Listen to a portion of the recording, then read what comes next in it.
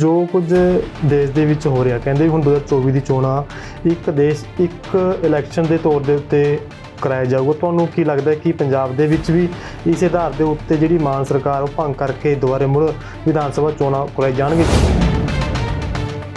ਜਿਵੇਂ ਹੁਣ ਪਾਰਲੀਮੈਂਟ ਦੀ ਚੋਣ ਆਉਣੀ ਹੈ, ਉਸੇ ਸਮੇਂ ਸਾਰੇ ਦੇਸ਼ ਦੀਆਂ ਵਿਧਾਨ ਸਭਾਵਾਂ ਨੂੰ ਇੱਕ ਟਾਈਮ ਤੇ ਕਰਵਾਇਆ ਜਾਵੇ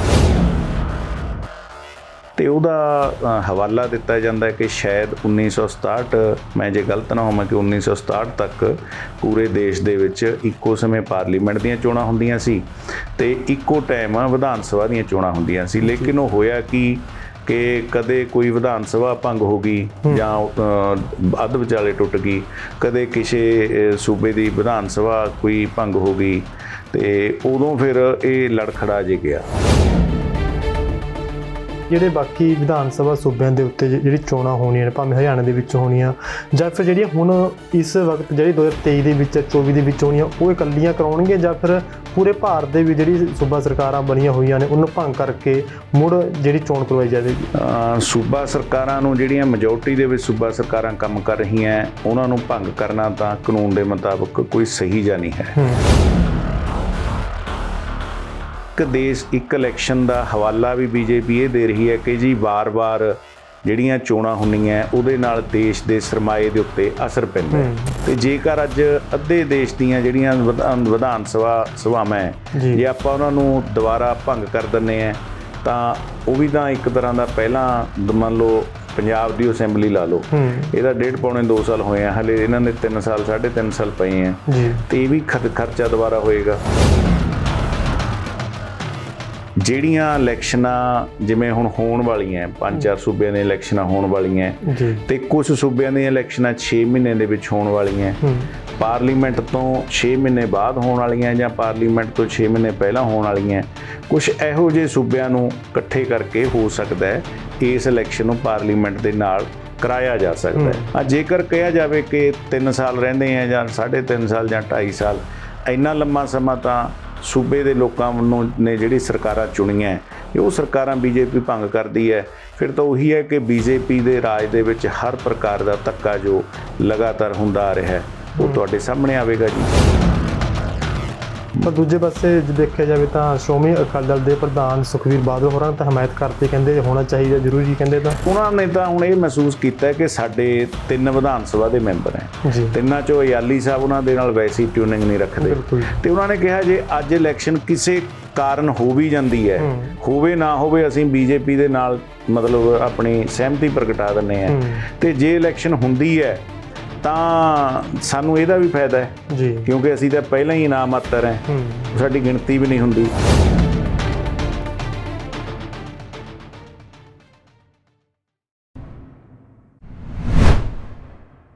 ਸਤਿ ਸ਼੍ਰੀ ਅਕਾਲ ਜੀ, ਤੁਸੀਂ ਵੇਖ ਰਹੇ ਹੋ ਪੁਆਧ ਟੀਵੀ ਪੰਜਾਬ ਤੇ ਮੈਂ ਹਾਂ ਮਨਦੀਪ ਸਿੰਘ ਬੱਲੋ। ਪਰ ਗੱਲਬਾਤ ਕਰਾਂਗੇ ਅੱਜ ਪੰਜਾਬ ਦੀ ਸਿਆਸਤ ਨੂੰ ਲੈ ਕੇ ਤੇ ਦੇਸ਼ ਦੇ ਵਿੱਚ ਜੋ ਇੱਕ ਦੇਸ਼ ਤੇ ਇੱਕ ਚੋਣ ਨੂੰ ਲੈ ਕੇ ਜੋ ਮਾਮਲਾ ਭਖਦਾ ਦਿਖਾਈ ਦੇ ਰਿਹਾ ਉਸ ਦੇ ਉੱਤੇ ਵੀ ਗੱਲਬਾਤ ਕਰਾਂਗੇ। ਤੇ ਸਾਡੇ ਨਾਲ ਨੇ ਅਕਾਲੀ ਲਹਿਰ ਦੇ ਬੁਲਾਰੇ ਜੋਗਾ ਸਿੰਘ ਚੱਪੜ, ਜੋ ਕਿ ਪੰਜਾਬ ਦੇ ਵਿੱਚ ਹੀ ਨਹੀਂ ਯਾਨੀ ਕਿ ਪੂਰੇ ਦੇਸ਼ ਦੀ ਸਿਆਸਤ ਨੂੰ ਬਖੂਬੀ ਤਰ੍ਹਾਂ ਜਾਣਦੇ ਨੇ। ਉਹਨਾਂ ਤੋਂ ਜਾਣਾਂਗੇ ਕਿ ਆਖਰਕਾਰ ਇਸ ਜਿਹੜੀ ਇੱਕ ਦੇਸ਼ ਦੇ ਵਿੱਚ ਇੱਕ ਚੋਣ ਤੇ ਇੱਕ ਰਾਸ਼ਟਰ ਦੀ ਗੱਲ ਕੀਤੀ ਜਾ ਰਹੀ ਹੈ, ਇਹਦਾ ਅਸਲ ਦੇ ਵਿੱਚ ਮਕਸਦ ਕੀ ਹੈ ਬੀਜੇਪੀ ਦਾ? ਕਿਤੇ ਨਾ ਕਿਤੇ ਇਸ ਟੇਢੇ ਢੰਗ ਦੇ ਨਾਲ ਜੇ ਕਿਤੇ ਕੁਝ ਹੋਰ ਤਾਂ ਨਹੀਂ ਕਰਨ ਜਾ ਰਹੇ, ਕਿਤੇ ਨਾ ਕਿਤੇ ਹੋਰ ਬੜੇ ਸਵਾਲ ਨੇ। ਸਾਰੇ ਸਵਾਲਾਂ ਦੇ ਜਵਾਬ ਜੋਗਾ ਸਿੰਘ ਚੱਪੜ ਤੋਂ ਲਵਾਂਗੇ। ਆਓ ਸਭ ਤੋਂ ਪਹਿਲਾਂ ਦਾ ਸਵਾਗਤ ਕਰਦੇ ਹਾਂ। ਚੱਪੜ ਸਾਹਿਬ, ਤੁਹਾਡਾ ਬਹੁਤ ਸਵਾਗਤ ਹੈ ਪੁਆਧ ਟੀਵੀ ਪੰਜਾਬ ਜੀ।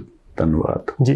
ਚੱਪੜ ਸਾਹਿਬ, ਜੋ ਕੁਝ ਦੇਸ਼ ਦੇ ਵਿੱਚ ਹੋ ਰਿਹਾ, ਕਹਿੰਦੇ ਹੁਣ 2024 ਦੀ ਚੋਣਾਂ ਇੱਕ ਦੇਸ਼ ਇੱਕ ਇਲੈਕਸ਼ਨ ਦੇ ਤੌਰ ਦੇ ਉੱਤੇ ਕਰਾਇਆ ਜਾਊਗਾ। ਤੁਹਾਨੂੰ ਕੀ ਲੱਗਦਾ ਹੈ ਕਿ ਪੰਜਾਬ ਦੇ ਵਿੱਚ ਵੀ ਇਸ ਆਧਾਰ ਦੇ ਉੱਤੇ ਜਿਹੜੀ ਮਾਨ ਸਰਕਾਰ ਉਹ ਭੰਗ ਕਰਕੇ ਦੁਬਾਰੇ ਮੁੜ ਵਿਧਾਨ ਸਭਾ ਚੋਣਾਂ ਕਰਾਈ ਜਾਣਗੇ, ਜਾਂ ਫਿਰ ਜਿਹੜਾ ਇਹ ਇੱਕ ਦੇਸ਼ ਇੱਕ ਚੋਣ ਦਾ ਮਕਸਦ ਕੀ ਹੈ ਅਸਲ ਦੇ ਵਿੱਚ?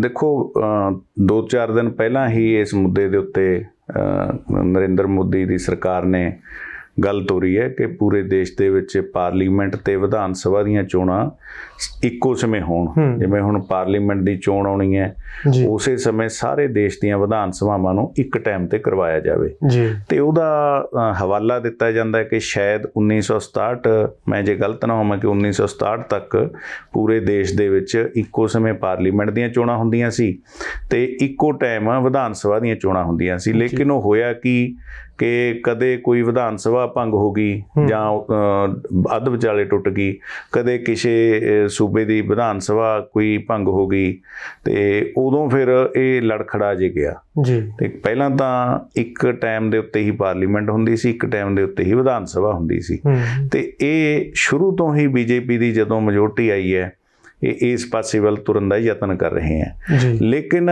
ਮੈਂ ਜੋ ਹਾਲਾਤ ਦੇਖ ਰਿਹਾ ਹਾਂ, ਜੋ ਉਦੋਂ ਦੇ ਹਾਲਾਤ ਸੀ ਤੇ ਅੱਜ ਦੇ ਹਾਲਾਤ ਹੈ, ਇਹਦੇ ਵਿੱਚ ਬੜਾ ਜ਼ਮੀਨੀ ਸਮਾਨ ਦਾ ਫਰਕ ਹੈ। ਸੋ ਇਹਨਾਂ ਨੇ ਰਾਮਨਾਥ ਕੋਵਿੰਦ ਜੀ ਜਿਹੜੇ ਸਾਡੇ ਸਾਬਕਾ ਰਾਸ਼ਟਰਪਤੀ ਹੈ, ਉਹਨਾਂ ਦੀ ਅਗਵਾਈ ਦੇ ਥੱਲੇ ਇੱਕ ਕਮੇਟੀ ਦਾ ਗਠਨ ਕੀਤਾ ਹੈ ਤੇ ਇਹ ਮਹਿਸੂਸ ਕੀਤਾ ਜਾ ਰਿਹਾ ਹੈ, ਤੇ ਇਹ ਵੀ ਮੈਂ ਕੱਲ ਪੜ੍ਹ ਰਿਹਾ ਸੀ 2-3 ਨਿਊਜ਼ਪੇਪਰਾਂ ਦੇ ਵਿੱਚ ਕਿ ਉਹ ਵੱਖ-ਵੱਖ ਰਾਜਨੀਤਿਕ ਪਾਰਟੀਆਂ ਦੇ ਆਗੂਆਂ ਨੂੰ ਮਿਲਣਗੇ ਤੇ ਕਾਨੂੰਨਦਾਨਾਂ ਨੂੰ ਮਿਲਣਗੇ ਕਿ ਕਿਸ ਤਰੀਕੇ ਦੇ ਨਾਲ ਇਸ ਪ੍ਰੋਸੈਸ ਨੂੰ ਅੱਗੇ ਤੋਰਿਆ ਜਾਏ, ਤੇ ਆਉਣ ਵਾਲੇ ਸਮੇਂ ਦੇ ਵਿੱਚ ਦੇਖਦੇ ਹਾਂ ਜੀ ਇਹਦਾ ਕੀ ਮਤਲਬ ਰਿਜ਼ਲਟ, ਟੀਚਾ, ਇਹਦਾ ਕੀ ਰਿਜ਼ਲਟ ਨਿਕਲਦਾ ਹੈ, ਕੀ ਨਤੀਜਾ ਸਾਹਮਣੇ ਆਉਂਦਾ ਹੈ ਜੀ। ਤੁਹਾਨੂੰ ਕੀ ਲੱਗਦਾ ਕਿ ਜਿਹੜੇ ਬਾਕੀ ਵਿਧਾਨ ਸਭਾ ਸੂਬਿਆਂ ਦੇ ਉੱਤੇ ਜਿਹੜੀ ਚੋਣਾਂ ਹੋਣੀਆਂ ਨੇ, ਭਾਵੇਂ ਹਰਿਆਣਾ ਦੇ ਵਿੱਚ ਹੋਣੀਆਂ ਜਾਂ ਫਿਰ ਜਿਹੜੀਆਂ ਹੁਣ ਇਸ ਵਕਤ ਜਿਹੜੀ 2023 ਦੇ ਵਿੱਚ 24 ਦੇ ਵਿੱਚ ਹੋਣੀਆਂ, ਉਹ ਇਕੱਲੀਆਂ ਕਰਾਉਣਗੇ ਜਾਂ ਫਿਰ ਪੂਰੇ ਭਾਰਤ ਦੇ ਵੀ ਜਿਹੜੀ ਸੂਬਾ ਸਰਕਾਰਾਂ ਬਣੀਆਂ ਹੋਈਆਂ ਨੇ ਉਹਨੂੰ ਭੰਗ ਕਰਕੇ ਮੁੜ ਜਿਹੜੀ ਚੋਣ ਕਰਵਾਈ ਜਾਵੇਗੀ? ਦੇਖੋ, ਸੂਬਾ ਸਰਕਾਰਾਂ ਨੂੰ ਜਿਹੜੀਆਂ ਮੈਜੋਰਟੀ ਦੇ ਵਿੱਚ ਸੂਬਾ ਸਰਕਾਰਾਂ ਕੰਮ ਕਰ ਰਹੀਆਂ ਉਹਨਾਂ ਨੂੰ ਭੰਗ ਕਰਨਾ ਤਾਂ ਕਾਨੂੰਨ ਦੇ ਮੁਤਾਬਕ ਕੋਈ ਸਹੀ ਜਾਂ ਨਹੀਂ ਹੈ, ਕਿਉਂਕਿ ਕਿਸੇ ਸੂਬੇ ਨੇ ਆਪਣੀ ਸਰਕਾਰ ਪੂਰੇ 5 ਸਾਲ ਲਈ ਚੁਣਨੀ ਹੈ ਤੇ ਇੱਕ ਦੇਸ਼ ਇੱਕ ਇਲੈਕਸ਼ਨ ਦਾ ਹਵਾਲਾ ਵੀ ਬੀਜੇਪੀ ਇਹ ਦੇ ਰਹੀ ਹੈ ਕਿ ਜੀ ਵਾਰ-ਵਾਰ ਜਿਹੜੀਆਂ ਚੋਣਾਂ ਹੁੰਦੀਆਂ ਉਹਦੇ ਨਾਲ ਦੇਸ਼ ਦੇ ਸਰਮਾਏ ਦੇ ਉੱਤੇ ਅਸਰ ਪੈਂਦਾ ਹੈ, ਇਹੀ ਇਹ ਹਵਾਲਾ ਦੇ ਰਹੇ ਹਨ। ਤੇ ਜੇਕਰ ਅੱਜ ਅੱਧੇ ਦੇਸ਼ ਦੀਆਂ ਜਿਹੜੀਆਂ ਵਿਧਾਨ ਸਭਾਵਾਂ ਜੇ ਆਪਾਂ ਉਹਨਾਂ ਨੂੰ ਦੁਬਾਰਾ ਭੰਗ ਕਰ ਦਿੰਦੇ ਹਾਂ ਤਾਂ ਉਹ ਵੀ ਤਾਂ ਇੱਕ ਤਰ੍ਹਾਂ ਦਾ ਪਹਿਲਾਂ ਮੰਨ ਲਓ ਪੰਜਾਬ ਦੀ ਅਸੈਂਬਲੀ ਲਾ ਲਓ, ਇਹਦਾ 1.5-2 ਸਾਲ ਹੋਏ ਆ, ਹਲੇ ਇਹਨਾਂ ਦੇ 3 ਸਾਲ 3.5 ਸਾਲ ਪਏ ਆ, ਤੇ ਇਹ ਵੀ ਖਰਚਾ ਦੁਬਾਰਾ ਹੋਏਗਾ। ਸੋ ਮੈਂ ਸਮਝਦਾ ਕਿ ਜਿਹੜੀਆਂ ਇਲੈਕਸ਼ਨਾਂ ਜਿਵੇਂ ਹੁਣ ਹੋਣ ਵਾਲੀਆਂ 5-4 ਸੂਬਿਆਂ ਦੀਆਂ ਇਲੈਕਸ਼ਨਾਂ ਹੋਣ ਵਾਲੀਆਂ ਤੇ ਕੁਝ ਸੂਬਿਆਂ ਦੀਆਂ ਇਲੈਕਸ਼ਨਾਂ 6 ਮਹੀਨੇ ਦੇ ਵਿੱਚ ਹੋਣ ਵਾਲੀਆਂ, ਪਾਰਲੀਮੈਂਟ ਤੋਂ 6 ਮਹੀਨੇ ਬਾਅਦ ਹੋਣ ਵਾਲੀਆਂ ਜਾਂ ਪਾਰਲੀਮੈਂਟ ਤੋਂ 6 ਮਹੀਨੇ ਪਹਿਲਾਂ ਹੋਣ ਵਾਲੀਆਂ, ਕੁਝ ਇਹੋ ਜਿਹੇ ਸੂਬਿਆਂ ਨੂੰ ਇਕੱਠੇ ਕਰਕੇ ਹੋ ਸਕਦਾ ਹੈ ਇਸ ਇਲੈਕਸ਼ਨ ਨੂੰ ਪਾਰਲੀਮੈਂਟ ਦੇ ਨਾਲ ਕਰਾਇਆ ਜਾ ਸਕਦਾ ਹੈ, ਕਿਉਂਕਿ 6 ਮਹੀਨੇ ਤਾਂ ਆਪਾਂ 6 ਮਹੀਨੇ ਦਾ ਸਮਾਂ ਤਾਂ ਅੱਗੇ ਪਿੱਛੇ ਕੀਤਾ ਜਾ ਸਕਦਾ ਹੈ। ਜੇਕਰ ਕਿਹਾ ਜਾਵੇ ਕਿ 3 ਸਾਲ ਰਹਿੰਦੇ ਆ ਜਾਂ 3.5 ਸਾਲ ਜਾਂ 2.5 ਸਾਲ, ਇੰਨਾ ਲੰਮਾ ਸਮਾਂ ਤਾਂ ਸੂਬੇ ਦੇ ਲੋਕਾਂ ਨੂੰ ਨੇ ਜਿਹੜੀ ਸਰਕਾਰਾਂ ਚੁਣੀਆਂ, ਜੇ ਉਹ ਸਰਕਾਰਾਂ ਬੀਜੇਪੀ ਭੰਗ ਕਰਦੀ ਹੈ ਫਿਰ ਤਾਂ ਉਹੀ ਹੈ ਕਿ ਬੀਜੇਪੀ ਦੇ ਰਾਜ ਦੇ ਵਿੱਚ ਹਰ ਪ੍ਰਕਾਰ ਦਾ ਧੱਕਾ ਜੋ ਲਗਾਤਾਰ ਹੁੰਦਾ ਆ ਰਿਹਾ ਹੈ ਉਹ ਤੁਹਾਡੇ ਸਾਹਮਣੇ ਆਵੇਗਾ ਜੀ।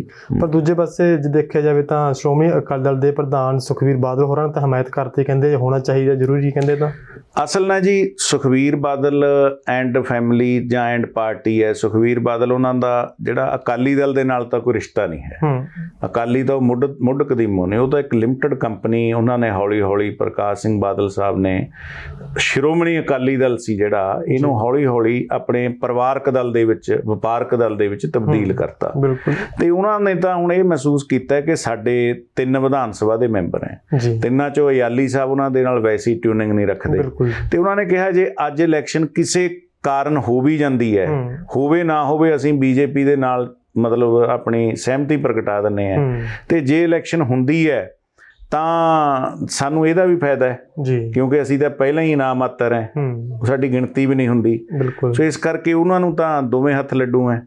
ਔਰ ਦੂਜੀ ਗੱਲ ਇਹ ਹੈ ਕਿ ਖੁਦਾ ਨਾ ਖਾਸਤਾ ਇਲੈਕਸ਼ਨ ਹੋ ਜਾਂਦੀ ਹੈ ਤੇ ਸੁਖਬੀਰ ਸਿੰਘ ਬਾਦਲ ਉਹਨਾਂ ਦਾ ਉਹ ਵੀ ਚਾਲ ਹੱਥ ਜਾਏਗਾ। ਬਿਲਕੁਲ, ਕਿਉਂਕਿ ਚੱਪੜ ਸਾਹਿਬ ਇਹ ਵੀ ਦੇਖਿਆ ਜਾਂਦਾ ਕਿ ਲੀਡਰਾਂ ਦੇ ਵੱਲੋਂ ਜਦੋਂ ਜਿਹੜੇ ਵਿਧਾਨ ਸਭਾ ਦੇ ਵਿੱਚ ਹੁੰਦੇ, ਜਿਵੇਂ ਹੁਣ ਸੁਖਬੀਰ ਬਾਦਲ ਪਿਛਲੇ ਵਾਰ ਪੰਜਾਬ ਦੇ ਵਿੱਚ MLA ਸੀ, ਪਰ ਉਹ MLA ਸੀਟ ਨੂੰ ਛੱਡ ਕੇ ਲੋਕ ਸਭਾ ਦੀ ਚੋਣ ਲੜੇ ਸੀ, ਤੋਂ ਜਿੱਤੀ ਪ੍ਰਾਪਤ ਕਰ ਗਏ ਸੀ, ਤੇ ਉਹਨਾਂ ਤੋਂ ਬਾਅਦ ਉੱਥੇ ਜ਼ਿਮਨੀ ਚੋਣ ਹੁੰਦੀ ਹੈ। ਕਿਤੇ ਨਾ ਕਿਤੇ ਜੇਕਰ ਕੇਂਦਰ ਸਰਕਾਰ ਵੀ ਇਹ ਚੀਜ਼ ਚਾਹੁੰਦੀ ਹੈ ਕਿ ਪੰਜਾਬ ਦੇ ਵਿੱਚ ਨਹੀਂ ਪੂਰੇ ਦੇਸ਼ ਦੇ ਵਿੱਚ ਇੱਕ ਦੇਸ਼ ਤੇ ਇੱਕ ਚੋਣ ਹੋਵੇ, ਤਾਂ ਉਹਦੇ ਉੱਤੇ ਪਾਬੰਦੀ ਲਗਾਉਣੀ ਚਾਹੀਦੀ ਹੈ। ਜਿਹੜੇ ਜਿੱਤੇ ਹੋਏ ਨੇ ਉਹ ਨਾ ਦੂਜੀ ਚੋਣ ਦੇ ਵਿੱਚ ਕਰਨਗੇ, ਉੱਥੋਂ ਵੀ ਜਦੋਂ ਜ਼ਿਮਨੀ ਚੋਣ ਹੁੰਦੀ ਹੈ ਤਾਂ ਖਰਚਾ ਫਿਰ ਉੱਥੇ ਹੁੰਦਾ ਜਾ ਕੇ। ਇਹ ਤੁਹਾਡਾ ਬੜਾ ਵੱਡਾ ਸਵਾਲ ਹੈ ਤੇ ਬੜਾ ਵੈਲਿਡ ਨੁਕਤਾ ਹੈ ਮੈਂ ਵੀ ਇਸ ਗੱਲ ਦੇ ਉੱਤੇ ਬਹੁਤ ਵਾਰੀ ਆਪਣੀਆਂ ਟਿੱਪਣੀਆਂ ਦੇ ਚੁੱਕੇ ਹਾਂ ਕਿ ਹੁਣ ਸੁਖਬੀਰ ਸਿੰਘ ਬਾਦਲ ਵਰਗਿਆਂ ਨੇ ਧਨਾੜ ਲੋਕਾਂ ਨੇ ਜਾਂ ਹੋਰ ਪਾਰਟੀਆਂ ਦੇ ਧਨਾੜ ਲੋਕਾਂ ਨੇ ਇਲੈਕਸ਼ਨਾਂ ਜਿੱਤਣ ਦੇ ਲਈ ਕਰੋੜਾਂ ਰੁਪਇਆ ਖਰਚ ਕਰਨਾ ਹੁੰਦਾ। ਬਿਲਕੁਲ। ਤੇ ਜੇਕਰ ਇੱਕ ਵਾਰ ਬੰਦਾ MP ਬਣ ਗਿਆ ਤੇ ਉਹ ਕਹਿੰਦਾ ਜੀ ਮੈਨੂੰ ਵਿਧਾਨ ਸਭਾ ਦੀ ਹੀ ਵੋਟ ਪਏਗੀ। ਬਿਲਕੁਲ। ਉਹ ਆਪਣੀ ਕੇਵਲ ਚੋਣ ਜਿੱਤਣ ਦੇ ਲਈ ਲੋਕਾਂ ਦੇ ਉੱਤੇ ਵਜ਼ਨ ਪਾਉਣੇ ਆ। ਉਹ ਪੈਸਾ ਜਿਹੜਾ ਲੱਗਦਾ ਹੈ ਲੋਕਾਂ ਦੀਆਂ ਜੇਬਾਂ ਚੋਂ ਆਫਟਰ ਆਲ ਜਾਏਗਾ ਨਾ ਜਦੋਂ ਜਿਮਨੀ ਚੋਣ ਹੋਏਗੀ। ਜਿਮਨੀ ਚੋਣ ਕਰਾਉਣ ਦੇ ਲਈ ਦੁਬਾਰਾ ਫੇਰ ਵੋਟ ਬੈਲਟ ਪੇਪਰ ਜਾਣਗੇ, ਮਸ਼ੀਨਾਂ ਜਾਣਗੀਆਂ, ਫਿਰ ਸਰਕਾਰੀ ਤੰਤਰ ਵਰਤਿਆ ਜਾਏਗਾ ਤੇ ਉਹ ਪੈਸਾ ਤਾਂ ਸਾਰਾ ਲੋਕਾਂ ਦਾ ਹੈ। ਬਿਲਕੁਲ। MLA MP ਇਹਨਾਂ ਨੇ ਬਣਨਾ ਹੈ। ਸੋ ਇਸ ਕਰਕੇ ਜਿਹੜਾ ਬੰਦਾ ਇੱਕ ਵਾਰੀ ਇਲੈਕਟ ਹੋ ਗਿਆ, ਜੇ ਤਾਂ ਕੋਈ ਵੈਸੇ ਸੰਵਿਧਾਨਕ ਪ੍ਰੋਬਲਮ ਆਉਂਦੀ ਹੈ ਜਾਂ ਕਿਸੇ ਦੀ ਡੈਥ ਹੁੰਦੀ ਹੈ ਜਾਂ ਕੋਈ ਹੋਰ ਪ੍ਰੋਬਲਮ ਹੈ, ਫਿਰ ਤਾਂ ਉੱਥੇ ਜਿਮਨੀ ਚੋਣ ਬਣਦੀ ਹੈ। ਲੇਕਿਨ ਜਿਹੜਾ ਬੰਦਾ ਇੱਕ ਵਾਰੀ ਕੋਈ ਭਾਵੇਂ ਉਹ MP ਬਣ ਗਿਆ, MLA ਬਣ ਗਿਆ, ਉਸ ਕਰਕੇ ਜੇਕਰ ਉਹ ਬੰਦਾ ਰਿਜ਼ਾਈਨ ਕਰਦਾ ਹੈ ਕਿ ਮੈਂ ਹੁਣ ਅੱਗੇ ਜਿੱਤ ਗਿਆ ਜੀ, ਮੈਂ ਪਿਛਲੀ ਛੱਡਦਾ, ਇਹਦੇ ਉੱਤੇ ਵੀ ਰੋਕ ਲੱਗਣੀ ਚਾਹੀਦੀ ਹੈ। ਜੇਕਰ ਇੱਕ ਦੇਸ਼ ਇੱਕ ਇਲੈਕਸ਼ਨ ਵਾਲੇ ਪਾਸੇ ਤੁਰੇ ਹੈ ਤਾਂ ਇਹੋ ਜਿਹੇ ਵੀ ਕਾਨੂੰਨਾਂ ਨੂੰ ਨਾਲ ਲਿਆਉਣਾ ਚਾਹੀਦਾ। ਬਿਲਕੁਲ। ਕਿਉਂਕਿ ਦੇਖਿਆ ਜਾਵੇ ਤਾਂ ਜਿਹੜੇ ਪਿਛਲੀ ਚੋਣਾਂ ਹੋਈ 2019 ਦੇ ਵਿੱਚ ਵੀ ਤਾਂ ਕਈ ਵੱਡੇ ਲੀਡਰ ਵੀ 2 ਥਾਵਾਂ ਦੇ ਉੱਤੇ ਚੋਣ ਲੜੇ ਸੀ। ਵੈਸੇ ਮਨਦੀਪ ਜੀ ਇਹ ਗੱਲ ਵੀ ਜਾਇਜ਼ ਹੈ ਕਿਉਂਕਿ ਕੈਪਟਨ ਅਮਰਿੰਦਰ ਸਿੰਘ ਜੀ ਪਟਿਆਲੇ ਤੋਂ ਖੜ ਗਏ, ਉਧਰ ਉੱਥੋਂ ਬਾਦਲ ਸਾਹਿਬ ਦੇ ਹਲਕੇ ਤੋਂ ਖੜ ਗਏ, ਇਸੇ ਤਰ੍ਹਾਂ ਕਦੇ ਅੰਮ੍ਰਿਤਸਰ ਤੋਂ ਖੜ ਗਏ। ਸੋ ਇਹ 2-2 ਥਾਵਾਂ ਤੋਂ ਵੀ ਚੋਣਾਂ ਲੜਦੇ ਆ। ਚਲੋ ਇਹ ਤਾਂ ਇੱਕ ਆਜ਼ਾਦੀ ਆਪਾਂ ਕਹਿ ਸਕਦੇ ਹਾਂ। ਲੇਕਿਨ ਜਦੋਂ ਤੁਸੀਂ ਕਈ ਵਾਰ 2 ਥਾਵਾਂ ਤੋਂ ਹੀ ਜਿੱਤ ਜਾਂਦੇ ਆ, 2 ਥਾਵਾਂ ਤੋਂ ਜਿੱਤਣ ਤੋਂ ਬਾਅਦ ਤੁਹਾਨੂੰ ਇੱਕ ਪਾਸੇ, ਮੈਨੂੰ ਯਾਦ ਹੈ ਕਿ ਮੈਂ 1997 'ਚ ਅਕਾਲੀ ਦਲ ਦੇ ਵਿੱਚ ਸੀ ਤੇ ਉਦੋਂ ਸਰਦਾਰ ਪ੍ਰਕਾਸ਼ ਸਿੰਘ ਬਾਦਲ ਪ੍ਰਧਾਨ ਸੀਗੇ, ਇਹਨਾਂ ਨੇ ਮੁੱਖ ਮੰਤਰੀ ਬਣਨਾ ਸੀ। ਇਹ ਕਿਲ੍ਹਾ ਰੈਪਰ ਤੋਂ ਵੀ ਖੜ ਗਏ ਸੀ ਤੇ ਇਹ ਲੰਬੀ ਤੋਂ ਵੀ ਖੜ ਗਏ ਸੀ। ਫਿਰ ਇਹਨਾਂ ਨੇ ਕਿਲ੍ਹਾ ਰੈਪਰ ਤੋਂ ਮੇਰੇ ਜੇ ਮੈਂ ਗਲਤ ਨਾ ਹੋਵਾਂ ਉਦੋਂ ਕਿਲ੍ਹਾ ਰੈਪਰ ਹਲਕਾ ਸੀਗਾ ਸ਼ਾਇਦ, ਤੇ ਉਹ ਉੱਥੇ ਤਰਸੀਮ ਯੋਧਾ ਖੜਾ ਸੀਗਾ ਇਹਨਾਂ ਦਾ, ਕਾਂਗਰਸ ਤੇ ਕਮਿਊਨਿਸਟਾਂ ਦਾ। ਤੇ ਆਪਣੇ ਬਾਅਦ ਦੇ ਵਿੱਚ ਇੱਕ ਹੋਰ ਕੈਂਡੀਡੇਟ, ਫਿਰ ਜਦੋਂ ਇਹਨਾਂ ਨੇ ਰਿਜ਼ਾਈਨ ਕੀਤਾ ਉਸ ਹਲਕੇ ਤੋਂ ਅਕਾਲੀ ਦਲ ਦੇ, ਫਿਰ ਦੂਜੇ ਕੈਂਡੀਡੇਟ ਨੂੰ ਜਿਤਾਇਆ ਗਿਆ। ਸੋ ਇਹ ਵੀ ਰੋਕ ਲੱਗਣੀ ਚਾਹੀਦੀ ਹੈ ਕਿ ਇੱਕ ਬੰਦਾ ਇੱਕ ਹਲਕੇ ਤੋਂ ਚੋਣ ਲੜੇ, ਉਹਦੀ ਕਿਸਮਤ ਹੈ, ਲੋਕ ਉਹਨੂੰ ਚੰਗਾ ਸਮਝਦੇ ਉਸ ਹਲਕੇ ਤੋਂ ਜਿਤਾ ਦੇਣ, ਨਾ ਚੰਗਾ ਸਮਝਣ ਨਾ ਜਿਤਾਉਣ। ਬਿਲਕੁਲ। ਸੋ ਬਾਕੀ ਜਿਹੜੀ ਤੁਸੀਂ ਅੱਜ ਮੇਰੇ ਨਾਲ ਗੱਲ ਤੋਰੀ ਹੈ, ਇਹ ਹੋਣਾ ਸੰਭਵ ਜਾਂ ਨਹੀਂ ਲੱਗਦਾ। ਬਿਲਕੁਲ। ਉਹਦਾ ਰੀਜ਼ਨ ਇਹ ਹੈ, ਦੇਖੋ ਹੁਣ ਯੂਪੀ ਵਰਗੀ ਸਟੇਟ ਹੈ ਜਿਹੜੀ ਆਪਾਂ ਇਹ ਹੁਣ ਕਹਿ ਰਹੇ ਹਾਂ ਜੀ ਕਿ 1967 ਤੱਕ ਇੱਕ ਦੇਸ਼ ਇੱਕ ਇਲੈਕਸ਼ਨ ਸੀ ਤੇ ਹੁਣ ਕਿਉਂ ਨਹੀਂ ਹੋ ਸਕਦਾ। 1967 ਤੱਕ ਤਾਂ ਜਿਹੜੇ ਲੀਡਰ ਸੀਗੇ ਉਹ ਵੀ ਦੇਸ਼ ਦੇ ਹਿੱਤ ਦੀ ਗੱਲ ਕਰਦੇ ਸੀ ਤੇ 1967 ਤੱਕ ਦਾ ਜਿਹੜੇ ਲੋਕ ਸੀਗੇ, ਮੈਂ ਨਹੀਂ ਕਹਿਣਾ ਅੱਜ ਵੀ ਲੋਕ ਦੇਸ਼ ਦੇ ਹਿੱਤ ਦੀ ਗੱਲ ਕਰਦੇ ਆ, ਬਹੁਤਾਤ ਲੀਡਰ ਵੀ ਦੇਸ਼ ਦੇ ਲਈ ਸੋਚਦੇ ਆ, ਪਰੰਤੂ ਅੱਜ ਪਾਰਟੀਆਂ ਦੇ ਵਿੱਚ ਬਹੁਤਾਤ ਅਜਿਹੇ ਲੀਡਰ ਆ ਗਏ ਜਿਨ੍ਹਾਂ ਨੇ ਪਾਰਟੀਆਂ ਨੂੰ ਕੈਪਚਰ ਕਰ ਲਿਆ। ਪਾਰਟੀਆਂ ਦੇ ਉੱਤੇ ਕਬਜ਼ਾ, ਉਹਨਾਂ ਰਾਜਨੀਤਿਕ ਪਾਰਟੀਆਂ ਤੇ ਕਬਜ਼ਾ ਨਾ ਉਹਨਾਂ ਪਰਿਵਾਰਕ ਟੋਲਿਆਂ ਦਾ ਹੋ ਗਿਆ ਜਿਨ੍ਹਾਂ ਨੇ ਬਿਜ਼ਨਸ ਦੇ ਲਈ ਪਾਰਟੀਆਂ ਨੂੰ ਆਪਣੀ ਰਖੇਲ ਬਣਾ ਲਿਆ। ਪਾਰਟੀ ਦਾ ਇੱਕ ਪਲੇਟਫਾਰਮ ਹੈ, ਤੁਸੀਂ ਉਸ ਪਾਰਟੀ ਤੇ ਜਾ ਕੇ ਉਸ ਪਾਰਟੀ ਦਾ ਜਿਹੜਾ ਮਤਲਬ ਉਸ ਪਾਰਟੀ ਦੀ ਜਿਹੜੀ ਆਈਡੀਓਲੋਜੀ ਹੈ ਉਸ ਆਈਡੀਓਲੋਜੀ ਤੇ ਕੰਮ ਕਰਕੇ ਲੋਕਾਂ ਦੇ ਨਾਲ ਗੱਲ ਕਰ ਸਕਦੇ ਹੋ ਤੇ ਆਪਣੇ ਆਪ ਨੂੰ ਲੋਕਾਂ ਤੱਕ ਲਿਜਾ ਸਕਦੇ ਹੋ। ਜੇ ਲੋਕ ਉਸ ਪਾਰਟੀ ਦੀ ਜਿਹੜੀ ਮਤਲਬ ਵਿਚਾਰਧਾਰਾ ਹੈ ਉਹਦੇ ਨਾਲ ਜੁੜ ਕੇ ਤੁਹਾਨੂੰ ਚੰਗਾ ਸਮਝਣਗੇ ਤਾਂ ਵੋਟ ਪਾ ਦੇਣਗੇ। ਲੇਕਿਨ ਅੱਜ ਪਾਰਟੀਆਂ ਦੇ ਉੱਤੇ ਕਬਜ਼ੇ ਵੀ ਅਜਿਹੇ ਲੋਕਾਂ ਦੇ ਜਿਨ੍ਹਾਂ ਕੋਲ ਪੈਸੇ ਹੈ, ਪੈਸਿਆਂ ਦੇ ਪੱਧਰ ਤੇ ਪਾਰਟੀਆਂ ਚੱਲਦੀਆਂ। ਲੇਕਿਨ ਹੁਣ ਜਿਹੜੀ ਗੱਲ ਚੱਲ ਰਹੀ ਹੈ ਜੀ, ਹੁਣ ਯੂਪੀ ਹੈ ਜੀ, ਯੂਪੀ ਵਰਗੀ ਸਟੇਟ ਦੇ ਵਿੱਚ ਜਦੋਂ ਆਮ ਚੋਣਾਂ ਹੁੰਦੀਆਂ, ਹੁਣ ਚੋਣਾਂ ਹੋਣਗੀਆਂ, ਉੱਥੇ 5 ਗੇੜ ਦੀ ਚੋਣ 6 ਗੇੜਾਂ 'ਚ 7 ਗੇੜਾਂ 'ਚ ਚੋਣਾਂ ਹੁੰਦੀਆਂ। ਬਿਹਾਰ ਦੇ ਵਿੱਚ ਵੀ 5-5 ਗੇੜਾਂ 'ਚ ਚੋਣਾਂ ਹੁੰਦੀਆਂ। ਮੱਧ ਪ੍ਰਦੇਸ਼, ਜਿਹੜੇ ਵੱਡੇ ਸੂਬੇ ਹੈ, ਇਹਨਾਂ 'ਚ ਇੱਕ ਦਿਨ ਦੇ ਵਿੱਚ ਤਾਂ ਚੋਣ ਨਹੀਂ ਕਰਾਈ ਜਾ ਸਕਦੀ ਤੇ ਪੂਰੇ ਦੇਸ਼ ਦੇ ਵਿੱਚ ਇੱਕ ਸਮੇਂ ਕਿਵੇਂ ਚੋਣਾਂ ਹੋ ਜਾਣਗੀਆਂ? ਸਵਾਲ ਇਹ ਵੀ ਹੈ, ਸਵਾਲ ਵੱਡਾ ਬਣਦਾ ਹੈ। ਹਾਲਾਂਕਿ ਆਪਾਂ ਇਹਦੇ ਵਿਰੋਧੀ ਨਹੀਂ ਜੇ ਦੇਸ਼ ਦਾ ਕੋਈ ਪੈਸਾ ਬਚਦਾ ਹੈ, ਲੇਕਿਨ ਕਿਸ ਢੰਗ ਦੇ ਨਾਲ ਬਚਦਾ ਹੈ ਇਹ ਹੁਣ ਆਉਣ ਵਾਲੇ ਸਮੇਂ 'ਚ ਰਾਮਨਾਥ ਕੋਵਿੰਦ ਜੀ ਕਲੀਅਰ ਕਰਨਗੇ। ਜੇ ਤਾਂ ਉਹਨਾਂ ਨੇ ਕੇਵਲ BJP ਦੇ ਏਜੰਡੇ ਤੇ ਹੀ ਕੰਮ ਕਰਨਾ ਹੈ ਫਿਰ ਤਾਂ ਗੱਲ ਵੱਖਰੀ ਹੈ, ਲੇਕਿਨ ਜੇਕਰ ਉਹਨਾਂ ਨੇ ਦੇਸ਼ ਦੇ ਏਜੰਡੇ ਨੂੰ ਮੁੱਖ ਰੱਖ ਕੇ ਕੋਈ ਗੱਲ ਕਰਨੀ ਹੈ ਤਾਂ ਹੋ ਸਕਦਾ ਵਿਰੋਧੀ ਪਾਰਟੀਆਂ ਉਹਨਾਂ ਦੇ ਏਜੰਡੇ ਦੀ ਗੱਲ ਕੋਈ ਸੋਚਣਗੀਆਂ। ਲੇਕਿਨ ਮੈਨੂੰ ਇਉਂ ਲੱਗਦਾ ਹੈ ਕਿ ਇਹ ਲਾਸਟ ਦੇ ਵਿੱਚ ਜਾ ਕੇ ਇਹ ਗੱਲ ਲਿਆਉਣੀ ਕਿ ਇੱਕ ਦੇਸ਼ ਇੱਕ ਚੋਣ, ਇਹ ਪਹਿਲਾਂ ਸਾਰਿਆਂ ਤੋਂ ਕਿਉਂ ਨਾ ਲਿਆਂਦੀ ਗਈ, ਇਹ ਕਿਤੇ ਨਾ ਕਿਤੇ ਸ਼ੰਕੇ ਖੜੇ ਕਰਦਾ ਹੈ ਕਿ ਸ਼ਾਇਦ BJP ਆਪਣੇ ਆਪ ਨੂੰ ਖੜਾ ਰੱਖਣ ਦੇ ਲਈ ਵੀ ਇਹ ਨਾ ਕਰਦੀ ਹੋਵੇ। ਕਿਉਂਕਿ ਹੁਣ ਤਾਂ ਲੋਕ ਸਭਾ ਦਾ ਵਿਸ਼ੇਸ਼ ਸੈਸ਼ਨ ਵੀ ਸੱਦ ਲਿਆ ਗਿਆ ਜੀ ਹੁਣ ਤਾਂ ਇਸੇ ਮਸਲੇ ਦੇ ਉੱਤੇ। ਦੇਖੋ ਇਹੀ ਗੱਲ ਹੈ ਨਾ ਜੀ, ਪੰਜਾਬ ਦੇਸ਼ ਦੇ ਕਿਸਾਨਾਂ ਦੇ ਖਿਲਾਫ ਕਾਨੂੰਨ ਲਿਆ ਕੇ ਉਹਨਾਂ ਨੂੰ ਤਾਂ ਇੰਨੇ ਟਾਈਮ ਸੜਕਾਂ ਤੇ ਰੋਲਿਆ ਗਿਆ, ਲੇਕਿਨ ਅੱਜ ਕਹਿੰਦੇ ਜੀ ਦੇਸ਼ ਬਚਾਉਣ ਦੇ ਲਈ ਅਸੀਂ ਇੱਕ ਮਤਲਬ ਦੇਸ਼ ਇੱਕ ਚੋਣ ਕਰਾਉਣੀ ਹੈ। ਸੋ ਇਹ ਸਾਰੀਆਂ ਗੱਲਾਂ ਜਾ ਕੇ ਜਦੋਂ ਆਪਾਂ ਦੇਖੀਏ ਤਾਂ ਮੈਨੂੰ ਇਉਂ ਲੱਗਦਾ ਕਿ ਜਿਹੜੀਆਂ ਵਪਾਰਕ ਨੀਤੀ ਵਾਲੀਆਂ ਪਾਰਟੀਆਂ ਉਹ ਜ਼ਰੂਰ ਬੀਜੇਪੀ ਦੀ ਸਪੋਰਟ ਕਰਨਗੀਆਂ, ਜਿਨ੍ਹਾਂ ਨੂੰ ਇਹ ਹੈ ਕਿ ਅਸੀਂ ਰਾਜਨੀਤੀ ਤੋਂ ਮਨਫੀ ਹੋ ਚੁੱਕੇ ਹਾਂ। ਹੁਣ ਬਿਹਾਰ ਦੇ ਵਿੱਚ ਵੀ ਬੜੀਆਂ ਪਾਰਟੀਆਂ, ਮੈਂ ਨਾਂ ਨਹੀਂ ਲੈਣਾ, ਜਿਹੜੇ ਪਿਤਾ ਪੁਰਖੀ ਰਾਜਨੀਤੀ ਕਰਦੀਆਂ, ਤੇ ਪਿਤਾ ਪੁਰਖੀ ਰਾਜਨੀਤੀ ਤੋਂ ਅੱਗੇ ਉਹਨਾਂ ਦੇ ਪੁੱਤਰ ਜਿਹੜੇ ਰਾਜਨੀਤੀ ਸੰਭਾਲ ਰਹੇ ਆ ਉਹਨਾਂ ਨੂੰ ਜ਼ਰੂਰ ਬੀਜੇਪੀ ਥਾਪੜਾ ਦਿੰਦੀ ਹੈ। ਮੈਂ ਅੱਜ ਮੋਦੀ ਸਾਹਿਬ ਦਾ ਬਿਆਨ ਪੜ੍ਹਿਆ ਕਿ ਦੇਸ਼ ਦੇ ਲਈ ਉਹੀ ਜੀ ਰਾਜਨੀਤੀ ਖਤਰਨਾਕ ਹੈ ਜਿਹੜੀ ਪਰਿਵਾਰਵਾਦੀ ਰਾਜਨੀਤੀ ਹੋਵੇ, ਲੇਕਿਨ ਜ਼ਿਆਦਾਤਰ ਪਰਿਵਾਰਵਾਦੀ ਰਾਜਨੀਤੀ ਵਾਲੇ ਲੋਕ ਅੱਜ ਬੀਜੇਪੀ ਦੇ ਨਾਲ ਹੈ। ਚਿਰਾਗ ਪਾਸਵਾਨ ਜੀ ਉਹਨਾਂ ਨੂੰ ਲਾ ਲਓ, ਸੁਖਵੀਰ ਸਿੰਘ ਬਾਦਲ ਉਹਨਾਂ ਨੂੰ ਲਾ ਲਓ, ਹੋਰ ਕਈ ਬੰਦਿਆਂ ਨੂੰ ਲਾ ਲਓ, ਉਹ ਸਾਰੇ ਪਿਤਾ ਪੁਰਖੀ ਰਾਜਨੀਤੀ ਜੋ ਆ ਕੇ ਬੀਜੇਪੀ ਦੇ ਨਾਲ ਹੈ। ਲੇਕਿਨ ਬਿਆਨ ਆਪਣਾ ਵਾਜਪਾਈ ਆਪਣੇ ਮੋਦੀ ਸਾਹਿਬ ਦੇ ਰਹੇ ਹੈ ਕਿ ਦੇਸ਼ ਦੇ ਲਈ ਪਰਿਵਾਰਵਾਦਕ ਰਾਜਨੀਤੀ ਹੈ ਜਿਹੜੀ ਉਹ ਗਲਤ ਹੈ। ਚੱਪੜ ਸਾਹਿਬ, ਅਖੀਰਲਾ ਸਵਾਲ, ਕੀ 2024 ਦੀਆਂ ਲੋਕ ਸਭਾ ਚੋਣਾਂ ਦੇ ਵਿੱਚ ਪੰਜਾਬ ਦੀ ਕੀ ਭੂਮਿਕਾ ਰਹੂਗੀ? ਮੈਂ ਜੀ ਕੱਲ ਦੇਖ ਰਿਹਾ ਸੀਗਾ ਜਿਵੇਂ ਉੱਤੇ ਇੰਡੀਆ ਗਰੁੱਪ ਬਣਾਇਆ ਹੈ ਵਿਰੋਧੀ ਪਾਰਟੀਆਂ ਨੇ, ਤੇ ਉਹਦੇ ਵਿੱਚ ਪੰਜਾਬ ਦੇ ਲਈ ਦੋ ਪਾਰਟੀਆਂ, ਜਿਵੇਂ ਕਾਂਗਰਸ ਵਿਰੋਧੀ ਧਿਰ ਹੈ ਤੇ ਰਾਜ ਕਰਦੀ ਪਾਰਟੀ ਆਮ ਆਦਮੀ ਪਾਰਟੀ ਹੈ। ਆਮ ਆਦਮੀ ਪਾਰਟੀ ਦੇ ਰਾਘਵ ਚੱਡਾ ਜੀ ਉਹ 'ਚ ਮੈਂਬਰ ਪਏ ਹੈ, ਤੇ ਕਾਂਗਰਸ ਦੇ ਤਾਂ ਹੈਗੇ ਹੀ ਹੈ। ਸੋ ਅੱਜ ਹਰਪਾਲ ਚੀਮਾ ਜੀ ਦਾ ਬਿਆਨ ਆਇਆ ਕਿ ਦੇਸ਼ ਦੇ ਵੱਡੇ ਹਿੱਤਾਂ ਨੂੰ ਮੁੱਖ ਰੱਖ ਕੇ ਪੰਜਾਬ ਦੇ ਵਿੱਚ ਕਾਂਗਰਸ ਤੇ ਆਪ ਇਕੱਠੇ ਚੋਣਾਂ ਲੜ ਸਕਦੇ ਆ। ਸੋ ਇਸ ਕਰਕੇ ਜੇ ਦੇਸ਼ ਦੇ ਵੱਡੇ ਹਿੱਤ ਹੈ ਤਾਂ ਪੰਜਾਬ ਦੇ ਵੀ ਇਹਨਾਂ ਲੀਡਰਾਂ ਨੂੰ ਪੰਜਾਬ ਦੇ ਹਿੱਤ ਦੇਖਣੇ ਚਾਹੀਦੇ ਆ। ਪਰ ਇਹ ਤਾਂ ਹਰਪਾਲ ਸਿੰਘ ਚੀਮਾ ਹੋਰਾਂ ਦਾ ਬਿਆਨ ਹੈ, ਪਰ ਜਿਹੜੀ ਕਾਂਗਰਸ ਪੰਜਾਬ ਹੈ ਉਹ ਤਾਂ ਕਹਿੰਦੇ ਅਸੀਂ ਕਿਸੇ ਵੀ ਹੱਦ ਦੇ ਜਾ ਕੇ ਸਮਝੌਤਾ ਨਹੀਂ ਕਰਾਂਗੇ। ਦੇਖੋ ਇਹ ਤਾਂ ਹੁਣ ਕਾਂਗਰਸ ਪੰਜਾਬ ਦੀ ਗੱਲ ਹੈ ਨਾ ਜੀ, ਸਮਝੌਤਾ ਦਾ ਇਹੀ ਫਰਕ ਹੈ। ਖੇਤਰੀ ਪਾਰਟੀ ਨੇ ਸਮਝੌਤਾ ਆਪਣੇ ਖੇਤਰ ਦੀ ਰਾਜਨੀਤੀ ਦਾ ਕਰਨਾ ਹੁੰਦਾ ਹੈ, ਨੈਸ਼ਨਲ ਪਾਰਟੀਆਂ ਨੇ ਸਮਝੌਤਾ ਆਪਣੇ ਨੈਸ਼ਨਲ ਹਿੱਤ ਨੂੰ ਦੇਖ ਕੇ ਕਰਨਾ ਹੁੰਦਾ ਹੈ। ਸੋ ਮੈਂ ਸ਼ੁਰੂ ਤੋਂ ਖੇਤਰੀ ਪਾਰਟੀ ਜਾਂ ਖੇਤਰੀ ਰਾਜਨੀਤੀ ਦੇ ਹੱਕ 'ਚ ਹਾਂ। ਐਸਾ ਨਹੀਂ ਕਿ ਮੈਂ ਨੈਸ਼ਨਲ ਪਾਰਟੀ ਦੇ ਕਿਸੇ ਪਲੇਟਫਾਰਮ ਤੇ ਕਦੇ ਕੰਮ ਨਹੀਂ ਕਰਾਂਗਾ, ਇਹ ਆਉਣ ਵਾਲੇ ਸੰਦਰਭ ਦੀਆਂ ਗੱਲਾਂ ਹੈ, ਪਰੰਤੂ ਮੈਂ ਖੇਤਰੀ ਰਾਜਨੀਤੀ ਨੂੰ ਹਮੇਸ਼ਾ ਤਰਜੀਹ ਦਿੰਦਾ। ਉਹਦਾ ਕਾਰਨ ਕੀ ਹੈ ਕਿ ਅਸੀਂ ਜੋ ਆਪਣੀ ਫੈਸਲੇ ਲੈਣੇ ਹੈ ਉਹ ਅਸੀਂ ਆਪਣੇ ਖੇਤਰੀ ਰਾਜਨੀਤੀ ਨੂੰ ਮੁੱਖ ਰੱਖ ਕੇ ਲੈਣੇ ਹੈ। ਜਦੋਂ ਤੁਸੀਂ ਕਿਸੇ ਨੈਸ਼ਨਲ ਰਾਜਨੀਤੀ 'ਚ ਨੈਸ਼ਨਲ ਪੋਲਿਟਿਕਸ ਦੇ ਵਿੱਚ ਉਸ ਪਾਰਟੀ ਦੇ ਵਿੱਚ ਕੰਮ ਕਰੋਗੇ ਜਿਹੜੀ ਨੈਸ਼ਨਲ ਪਾਰਟੀ ਹੋਵੇ, ਤਾਂ ਉਹਨਾਂ ਨੇ ਖੇਤਰੀ ਲੀਡਰਾਂ ਨੂੰ ਪੁੱਛਣਾ ਨਹੀਂ ਹੁੰਦਾ, ਜਿਹੜਾ ਕਿ ਹੁਣ ਪੰਜਾਬ ਦੇ ਵਿੱਚ ਹੋ ਰਿਹਾ ਹੈ। ਪ੍ਰਤਾਪ ਸਿੰਘ ਬਾਜਵਾ ਨਹੀਂ, ਰਾਜਾ ਵੜਿੰਗੋ ਨਹੀਂ, ਇਹ ਸਾਰੇ ਤਾਂ ਜ਼ੋਰ ਲਾ ਰਹੇ ਆ ਕਿ ਹੋਵੇ ਨਾ, ਲੇਕਿਨ ਸਮਝੌਤਾ ਤਾਂ ਉਤਲੇ ਪੱਧਰ ਤੇ ਹੋ ਜਾਣਾ ਹੈ। ਹਰਪਾਲ ਸਿੰਘ ਚੀਮਾ ਜੀ ਦਾ ਅੱਜ ਦਾ ਜਿਹੜਾ ਇਹ ਹੈ ਇਹ ਸੰਕੇਤ ਹੈ।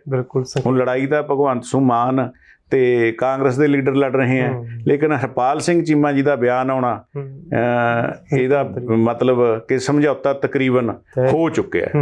ਬਿਲਕੁਲ ਜੀ, ਧੰਨਵਾਦ ਤੁਹਾਡਾ ਬਹੁਤ ਬਹੁਤ ਮਿਹਰਬਾਨੀ ਮਨਦੀਪ ਜੀ। ਸਾਂਝੇ ਕੀਤੇ। ਸੋ ਇਹ ਸਨ ਜੋਗਾ ਸਿੰਘ ਚੱਪੜ, ਅਕਾਲੀ ਲਹਿਰ ਦੇ ਬੁਲਾਰੇ, ਜੋ ਪੰਜਾਬ ਦੀ ਸਿਆਸਤ ਦੇ ਨਾਲ ਦੇਸ਼ ਦੀ ਸਿਆਸਤ ਨੂੰ ਬਖੂਬੀ ਤਰ੍ਹਾਂ ਸਮਝਦੇ ਨੇ, ਤੇ ਇਹਨਾਂ ਨੇ ਜੋ ਵਿਚਾਰ ਤੁਹਾਡੇ ਸਾਹਮਣੇ ਰੱਖੇ ਨੇ, ਕਿਤੇ ਨਾ ਕਿਤੇ ਬੀਜੇਪੀ ਨੂੰ ਵੀ ਇਹਨਾਂ ਸਵਾਲਾਂ ਦੇ ਉੱਤੇ ਸੋਚਣਾ ਚਾਹੀਦਾ, ਕਿਉਂਕਿ ਜੇਕਰ ਇੱਕ ਰਾਸ਼ਟਰ ਦੇ ਇੱਕ ਚੋਣ ਦੀ ਗੱਲ ਕਰਦੀ ਹੈ ਬੀਜੇਪੀ, ਤਾਂ ਕਿਤੇ ਨਾ ਕਿਤੇ ਜਿਹੜੀ ਜਦੋਂ ਚੋਣਾਂ ਦੇ ਵੀ ਦੌਰਾਨ ਇੱਕ ਲੀਡਰ ਦੋ ਥਾਵਾਂ ਦੇ ਉੱਤੇ ਸੀਟ ਦੇ ਉੱਤੇ ਜਦੋਂ ਹਲਕਿਆਂ ਦੇ ਵਿੱਚ ਜਾਂ ਫਿਰ ਲੋਕ ਸਭਾ ਹਲਕਿਆਂ ਦੇ ਵਿੱਚ ਚੋਣ ਲੜਦਾ, ਤਾਂ ਉਸ ਤੋਂ ਬਾਅਦ ਜਿਹੜੀ ਜਿਮਨੀ ਚੋਣ ਹੁੰਦੀ ਹੈ, ਫਿਰ ਵੀ ਕਿਤੇ ਨਾ ਕਿਤੇ ਜਿਹੜੀ ਬੀਜੇਪੀ ਦੀ ਜਾਂ ਕੇਂਦਰ ਸਰਕਾਰ ਦੀ ਜਿਹੜੀ ਹੁਣ ਪਾਲਿਸੀ ਲੈ ਕੇ ਆ ਰਹੀ ਕਿ ਅਸੀਂ ਖਰਚਾ ਬਚਾਉਣਾ, ਉਸ ਨੂੰ ਲੈ ਕੇ ਵੀ ਕਿਤੇ ਨਾ ਕਿਤੇ ਇਸ ਬਾਰੇ ਵੀ ਸੋਚਣਾ ਪੈਣਾ ਕਿ ਆਖਰਕਾਰ ਇੱਕ ਜਿਹੜਾ ਵਿਧਾਇਕ ਜਦੋਂ ਵਿਧਾਨ ਸਭਾ ਦਾ ਵਿਧਾਇਕ ਚੁਣਿਆ ਹੋਇਆ ਤਾਂ ਉਹ ਲੋਕ ਸਭਾ ਦੇ ਵਿੱਚ ਨਹੀਂ ਖੜ ਸਕਦਾ, ਕਿਉਂਕਿ ਜੇਕਰ ਉਹ ਵਿਧਾਨ ਸਭਾ ਨੂੰ ਛੱਡ ਕੇ ਲੋਕ ਸਭਾ ਦੀ ਚੋਣ ਲੜਦਾ ਤਾਂ ਜੇਕਰ ਜਿੱਤ ਪ੍ਰਾਪਤ ਕਰਦਾ ਤਾਂ ਉਹਨੂੰ ਅਸਤੀਫਾ ਦੇਣਾ ਪੈਂਦਾ ਵਿਧਾਨ ਸਭਾ ਸੀਟ ਤੋਂ। ਉਸ ਤੋਂ ਬਾਅਦ ਉੱਥੇ ਜਿਮਨੀ ਚੋਣ ਹੁੰਦੀ ਹੈ, ਜਿਸ ਤੋਂ ਬਾਅਦ ਜਿਹੜਾ ਖਰਚਾ ਉਹ ਲੋਕਾਂ ਦੀ ਜੇਬ ਦੇ ਉੱਤੇ ਪੈਂਦਾ ਹੈ। ਤਾਂ ਤੁਸੀਂ ਜੁੜੇ ਰਹੋ ਪੁਆਧ TV ਪੰਜਾਬ ਦੇ ਨਾਲ।